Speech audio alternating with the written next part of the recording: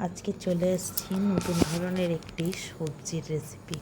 অনেকেই এইসব সবজিগুলো কিন্তু খাওয়া পছন্দ করে না, যে সবজিগুলো আমি আপনাদের কাছে তুলে ধরলাম। তবে হ্যাঁ, আজকের এই রেসিপিটা দেখলে নিশ্চয়ই কিন্তু খাবে। এই সবজিটা এইভাবে আমি রান্না করেছি। কি দিয়ে রান্না করলাম, কিভাবে করলাম, আর গরম ভাতের সাথে কতটা ভালো লাগলো সেটা কিন্তু দেখতে হবে। তো চলুন তো রান্নাটা দেখে নেওয়া যাক কিভাবে রেসিপিটা করলাম। তবে হ্যাঁ, লাউ বা করলা কেউ কিন্তু সচরাচর পছন্দ করে না, তবে এটা পছন্দ করে। নমস্কার বন্ধুরা, শুভ সকাল। আমি সুধা, আপনারা দেখছেন সুধা রান্নাঘর।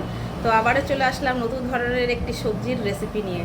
আজকে যে সবজির রেসিপিটা এনেছি, অনেকে কিন্তু সবজি খেতে পছন্দ করে না, কিন্তু রেসিপিটা দেখে অত্যন্ত একবার হলেও খাবে। গরম গরম ভাতের সাথে এটা পরিবেশন করতে হবে, আর খেতে কিন্তু অসাধারণ লাগে এই রেসিপিটা। কি দিয়ে করছি, কিভাবে করছি, সম্পূর্ণ ভিডিওটা রইল। দেখুন কেমন লাগে অবশ্যই কমেন্টে জানাবেন। আমার চ্যানেলে যদি নতুন হয়ে থাকেন চ্যানেলগুলো সাবস্ক্রাইবার করবেন।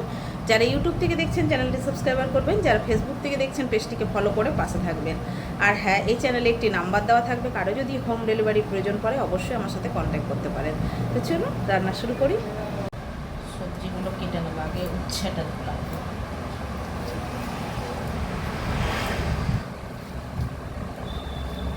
এরকম সরু সরু করে কাটবো।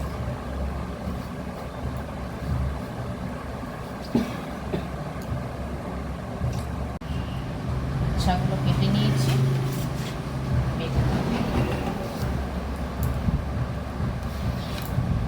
বেগুনে একটু ভয় লাগে, কারণ পোকা থাকে তো অনেক সময়।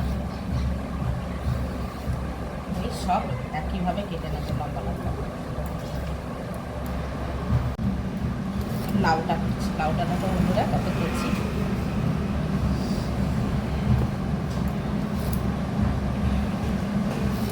সবজি আমার এখানে কাটা হয়ে গেছে, লাউটা কাটবো।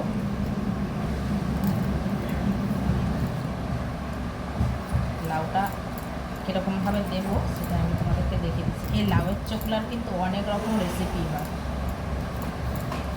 দারুণ লাগে খেতে। ছোটোবেলায় খেয়েছি তো। এরকম এরকম করে দিয়ে দেবো লাউ।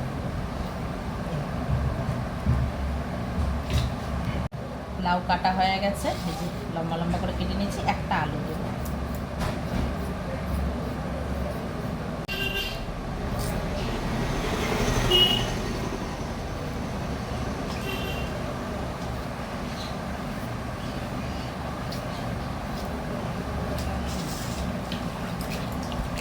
হয়ে গেছে। কড়া তো বসিয়ে দিয়েছি, এবার কড়াতে দেব তেল। কিছু সবজি আমি এর মধ্যে ভেজে নেব। গরম হয়ে গেছে, একটু বেগুনগুলো ভেজে নেব।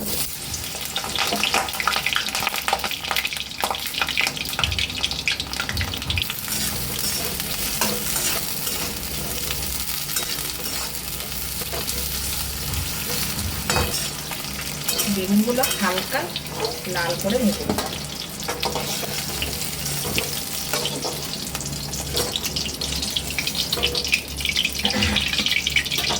এবার আলু দেবো ওই তেলে। একটা আলু দিয়েছি।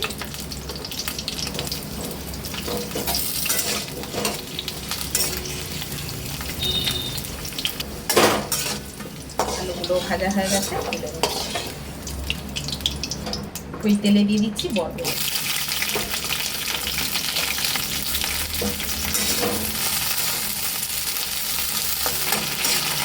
হয়ে গেছে,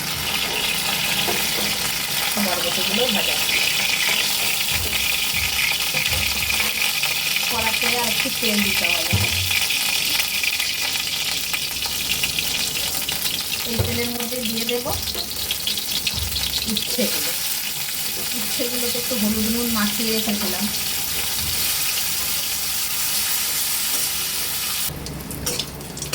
উচ্ছেটাও ভাজা হয়ে গেছে, এই ভাজার মধ্যে তুলে নিচ্ছি। এর মধ্যে একটু তেল দেব। লাউগুলো ভেজে নেব।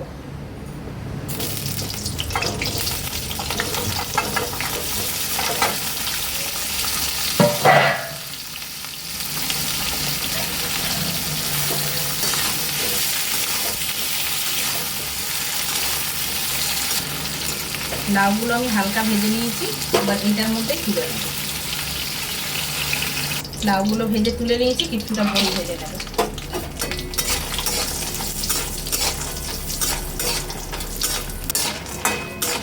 বড়িগুলো ভাজা হয়ে গেছে, তুলে নেব।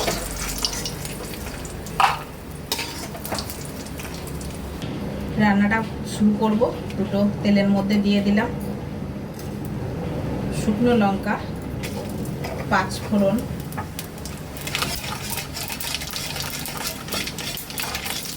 এটা দিয়ে ভাজা হয়ে গেছে। এর মধ্যে আমি দিয়ে দেব আদা, সরষা আর রাঁধুনি করে বেটে নিয়েছি, দিয়ে দিচ্ছি।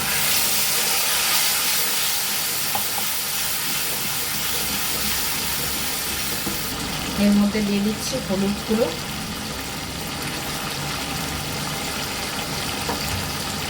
দিয়ে দিচ্ছি স্বাদ অনুযায়ী লবণ।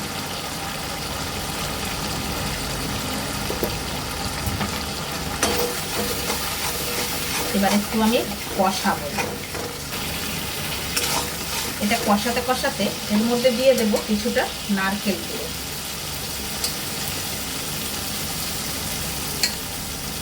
রান্নাটা আমি যেভাবে দেখাচ্ছি সেভাবেই কিন্তু রান্নাটা করবে।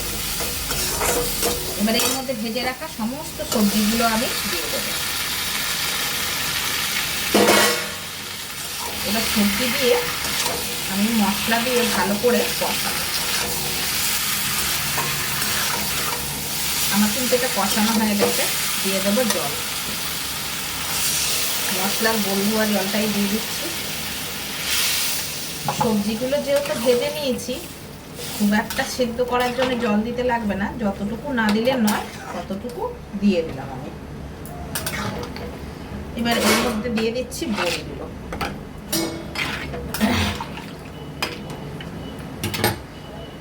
এবার দিয়ে দেবো একটু ঢাকা।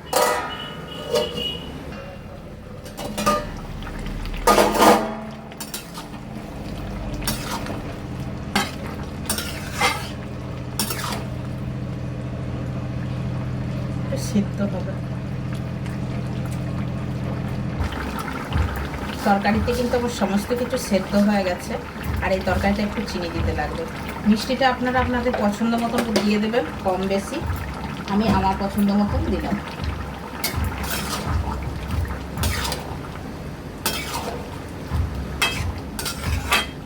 ঝোলটা আর একটু কাঁচাবো। তরকারিটার ভিতরে একটু আমি ঘি দিয়ে দেব।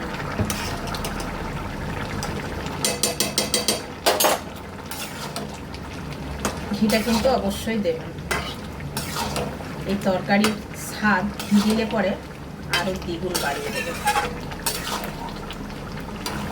1 চামচ ঘি অবশ্যই কিন্তু দেবেন, না হলে কিন্তু ভালো লাগবে না খেতে। আমার এটা হয়ে গেছে, নামিয়ে ফিরে আসছি। লুকটা দেখুন। এইরকম যদি একটা সবজির তরকারি থাকে দুপুরবেলায় খাওয়ার পাতে, আর কোনো কিছুর দরকার নেই। কি আছে অবশ্যই কমেন্ট করে জানাবেন, অপেক্ষায় রইলাম কেমন লেগেছে। আজকের মতন বিদায়। ভালো থাকবেন, সুস্থ থাকবেন। দেখা হচ্ছে আবারও পরের একটি ভিডিওর সাথে। Bye bye.